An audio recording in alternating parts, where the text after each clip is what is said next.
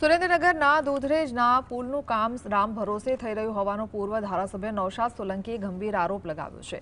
Dudhrej Narmada canal પરના નવીનીકરણ કરવામાં આવી રહેલા બ્રિજ પર તિરાડ પડવા લાગી છે અને નૌશાદ સોલંકીએ બ્રિજનું નિરીક્ષણ કર્યા બાદ આક્ષેપ લગાવ્યો છે કે બ્રિજ બનાવવામાં યોગ્ય મટીરીયલનો વપરાશ થયો નથી। ભાજપ સરકારમાં બનતા બ્રિજ 15 વર્ષમાં તૂટી જતા હોય છે। કોન્ટ્રાક્ટરો દ્વારા ભ્રષ્ટાચાર જ કરવામાં આવતા હોવાનો પૂર્વ ધારાસભ્યએ આક્ષેપ કર્યો હતો। પુલનું સમારકામ ચાલી રહ્યું છે, ત્યાં કોઈપણ પ્રકારની લેબ ટેસ્ટિંગ અથવા ટેન્ડર મુજબનું કામ થતું ન હોવાનો આક્ષેપ પણ નૌશાદ સોલંકીએ લગાવ્યો છે। ઉપર કોઈ જાતની લેબ પણ નથી, કોઈના ટેકનિકલ સ્ટાફ પણ નથી અને આ જે મટીરીયલના ઢગલા હમણાં મેં જોયા એ જ મટીરીયલના ઢગલાથી હમણાં 2 દિવસની અંદર એના ઉપર વેરિંગ કોટ કરવાના છે।